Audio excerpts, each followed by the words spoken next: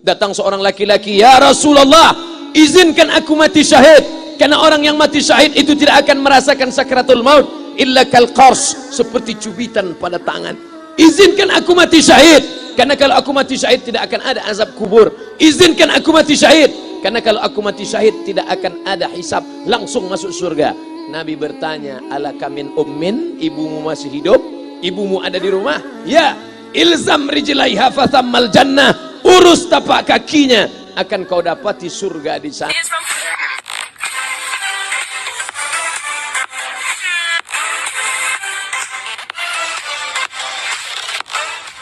Haji Halim sedang menunjukkan begini cara sayang kepada ibu.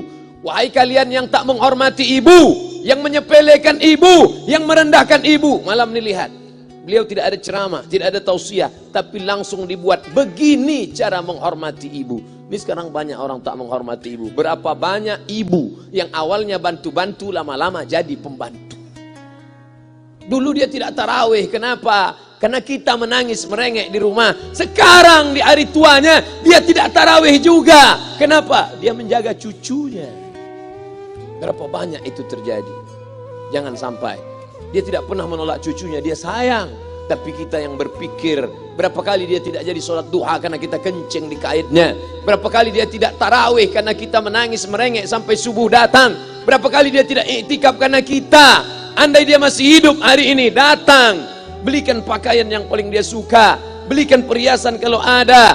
Andai tidak cium tangannya, tapi yang sudah meninggal dunia, jangan lupa kau doakan, Rabbil firli wali walidayya warhamhuma kama rabbayani shaghira. Berdoa pun kau tak mau, apalagi yang akan kau bawa menghadap Allah SWT.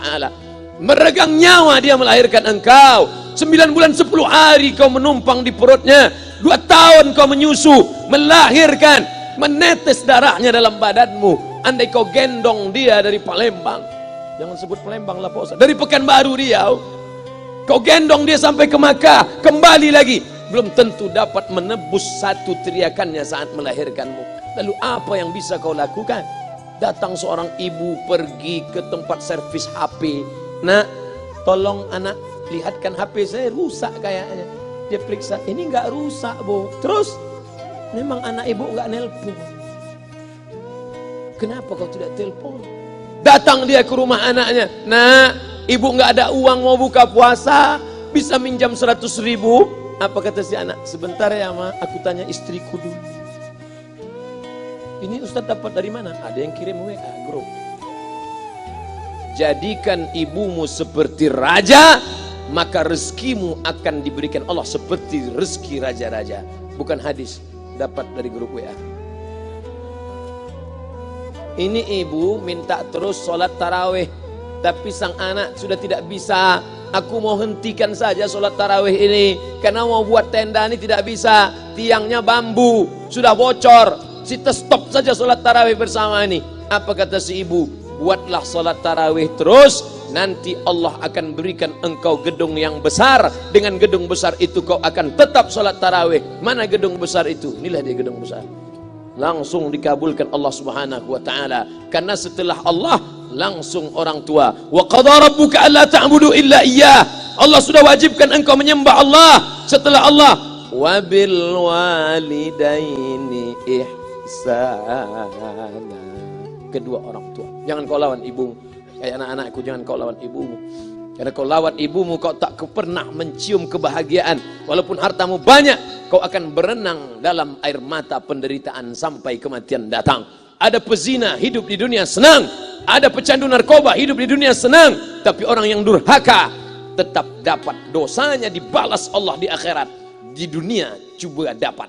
Ustaz, kalau di akhirat dapat, di dunia dapat, untuk apa lagi di dunia? Yang di dunia itu DP-nya.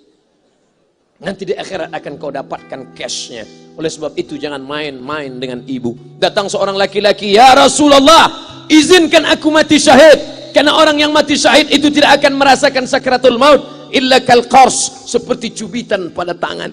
Izinkan aku mati syahid, karena kalau aku mati syahid tidak akan ada azab kubur. Izinkan aku mati syahid, karena kalau aku mati syahid tidak akan ada hisab, langsung masuk surga." Nabi bertanya, "Alaka min ummin, ibumu masih hidup? Ibumu ada di rumah? Ya. Ilzam rijlaiha fathammal jannah. Urus tapak kakinya, akan kau dapati surga di sana. Tak perlu kau mati syahid, tapak kakinya kau urus, kau dapati surga di sana. Kalau tapak kakinya kau urus dapat surga, apalagi kau urus kepalanya, apalagi kau urus badannya. Pulang dari sini, urus ibumu, mandikan dia, belikan pakaian yang baik, cari makanan kesukaannya. Kalau dia sudah meninggal, maka kau datang ke sana, langsung dapat tisu. Bapak Ibu yang dimuliakan Allah Subhanahu wa taala. Ini Ustadz suaranya menggelegar nih, marah apa? Enggak, saya tak marah. Terus dikasih Haji Halim buka nasi kuning tadi, makanya suara menggelegar. Dimasukkan Pak Kapolda daging sama ayam 3. Masya Allah, ini kari Palembang nih Pak Ustadz. Mantap, menggelegar suara kita di rumah. Bapak Ibu yang dimuliakan Allah Subhanahu wa taala, datang seorang laki-laki, kata Nabi sallallahu alaihi wasallam, nanti akan ada laki-laki yang datang kemari minta doanya, doanya kabul. Sahabat heran, kami yang hidup sama Nabi, kami yang perang sama Nabi, kami yang jihad sama Nabi, kenapa mesti minta doa dia? Dia tidak pernah ketemu Nabi. Pokoknya nanti kalau dia datang, minta doa sama dia. Setelah Nabi SAW meninggal, barulah dia datang. Orang itu bernama Uwais Al-Qarni. Kenapa doanya makbul? Dia merawat ibunya. Kalau ibumu kau rawat, doamu dikabulkan Allah Subhanahu wa taala. Apa yang kita lihat malam ini adalah buah bakti kepada seorang ibu. Ya Rasulullah, man ahaqqun nas bi husni sahabati? Siapa yang paling layak mendapatkan baktiku? Ummuka. Siapa lagi? Ummuka. Siapa lagi? Ummuka. Ibumu, ibumu, ibumu. Summa man? Siapa lagi? Abuka. Kami, Ustadz Jenderal Bintang 5, alim ulama, kami hanya dapat 1, sedangkan kalian ibu dapat 3. Ibumu, ibumu, ibumu. Kenapa ibu dapat 3? Karena ibu bisa melakukan 3. Ibu mengandung, ibu melahirkan, ibu menyusukan. Kalau bapak mau dapat 3, coba yang 3. Pulang dari sini, pergi ke tempat jual kelapa muda, beli 1. Jangan dibelah, ikat di perut 9 bulan 10 hari. Kalau mau merasakan melahirkan, pulang dari sini, pergi ke tempat jual mangga. Telan bulat-bulat, keluarkan bulat-bulat. Emang enak jadi perempuan. Mereka luar biasa. Tanya ibumu, berapa kali dia meninggalkan puasa Ramadan? Saat mengandung engkau, 30 hari dia tak puasa. Saat menyusukan tahun pertama, 30 hari dia tak puasa. Saat menyusukan tahun kedua, 30 hari dia tak puasa. Saat dia mau ganti qadha tahun berikutnya, adik mau menyusul. Hari ini dia belum mengqadha puasanya, dia terhutang di hadapan Allah. Lalu apa yang bisa kau lakukan? Malam ini betul-betul disadarkan. Alhamdulillah, ibu saya masih hidup, umurnya 70 tahun. Saya akan pulang dari kajian malam ini. Nampaknya malam ini saya yang ceramah, saya yang tausiah, tapi saya mengambil pelajaran. Pulang dari sini saya akan lebih sayang pada emak saya. Saya lebih cinta kepada ibu saya. Saya malu, saya hanya pandai berceramah, berkata, tapi orang sudah mengamalkannya langsung. Haji Halim membelikan gelang ibunya 2 kali sampai 4 kali setahun. Gelang cincin. Sudah dibelikan 2 bulan, hilang. Kemana? Ada orang susah tadi aku kasih. Ternyata itu yang membuat rezeki melimpah ruah. Maka rezeki buah yang sudah matang harus kita joloknya dengan apa? Dengan berbakti kepada ibu. Bapak Ibu yang dimuliakan Allah, saudara-saudaraku yang dimuliakan Allah Subhanahu wa taala. Ibu ini luar biasa. Sampai-sampai ibu, Ustaz jangan nunjuk pakai tangan kiri lah. Oke, pakai kanan. Ibu, andai ngomong ibu salah, tetap dikabulkan Allah Subhanahu wa taala. Ada seorang ibu memanggil anaknya, "Ya Juraij, wahai Juraij." Anaknya sedang beribadah. Ibadah pada Allah atau nyambut ucapan ibu? Allah lebih mulia, dia diam. Ya Juraij, dia tetap diam. Ya Juraij, dia tetap diam.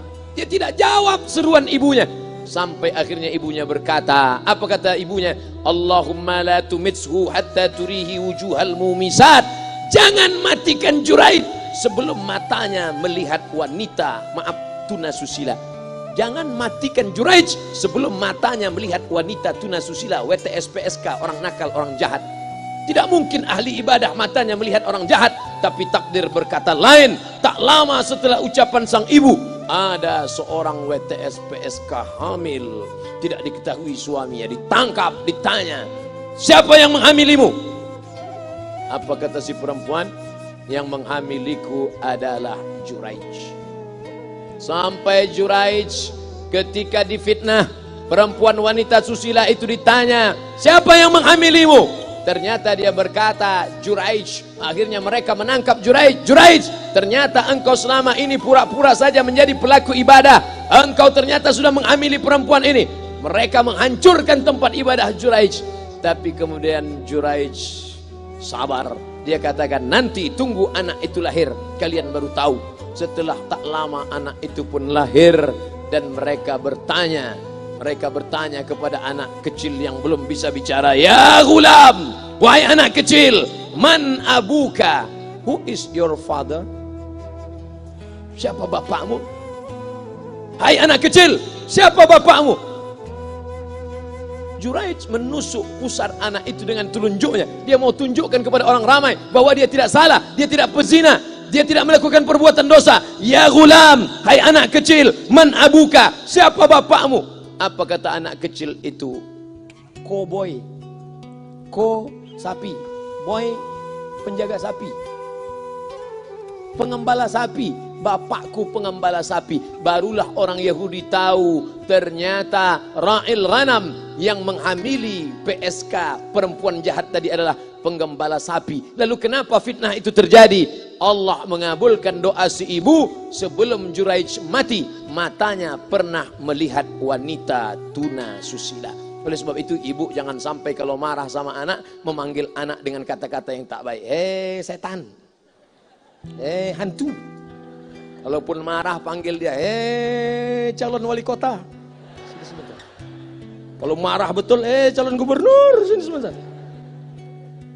Doa ibu dikabulkan Allah Subhanahu wa taala. Saya setahun setiap bulan Februari ceramah di Kuala Lumpur seminggu. Kuala Lumpur, Selangor, Sarawak, Kuching, kemudian Malaka, Ipoh, Negeri Sembilan. Ketika saya tausiah datang ibu-ibu makcik Malaysia. Assalamualaikum, waalaikumsalam. Ustaz Somad, ya. Saya nak jumpa dengan emak Ustaz. Loh, ngapa jumpa emak saya? Jumpa saya lah. Ustadz pasti dididik oleh seorang ibu. Saya ingin jumpa ibu Ustadz. Saya sangka dia mau jumpa saya. Ternyata ibu di tengah para habaib, diambil diri seorang profesor, dibalik diri seorang gubernur, wali kota, kapolda. Di dalam diri mereka ini adalah orang-orang luar biasa, tapi dilahirkan oleh perempuan-perempuan yang super luar biasa. Betul? Mereka ini semua dibesarkan perempuan.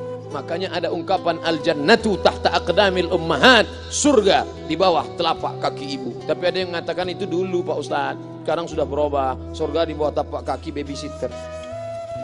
Karena banyak yang menitipkan anaknya kepada penitipan anak. Jangan Bu, walaupun kau wanita karir, tidak seberapa itu, tidak dapat kau tebus kehilangan masa-masa manja mereka dengan pendidikan. Ini banyak ibu-ibu sekarang sudah tidak lagi mengurus anaknya. Padahal 6 tahun pertama, the golden age, usia emas, ibu harus ikat hubungan emosional dengan anak. 2 tahun pertama, susukan. 2 tahun kedua, lompat-lompat, lari-lari, lucu-lucu. 2 tahun ketiga, mulai menghafal surat-surat pendek. Umur 7 tahun, baru dia sholat. Begitu. Sekarang banyak. 2 tahun pertama, dia titipkan ke Al-Baqarah, sapi betina. 2 tahun kedua, dia titipkan ke PAUD dan BUUD. 2 tahun ketiga, dia titipkan ke TK. Akhirnya anak putus kontak. Setelah anak remaja, baru ibunya nanya, Ustadz, kenapa anak saya lebih mau curhat sama pacarnya daripada sama saya? Karena anak sudah lost contact, putus hubungan dengan ibu. Itulah yang dulu dikejar dengan wanita karir. Pergi pagi, pulang petang, peras keringat, banting tulang, tunggang langgang, lintang pukang. Tak dapat kau tebus dengan apapun. Oleh sebab itu, kalau kau sayang kepada mereka, besarkan mereka. Nanti setelah dia SMP, kau tetap bisa berkarir, tetap bisa apapun. Tapi usia emas ini tetap jaga mereka. Di balik anak-anak yang luar biasa, ada ibu yang luar biasa. Di mana letak ibu luar biasa itu? Inilah dia, ibu-ibu semua insya Allah. Amin.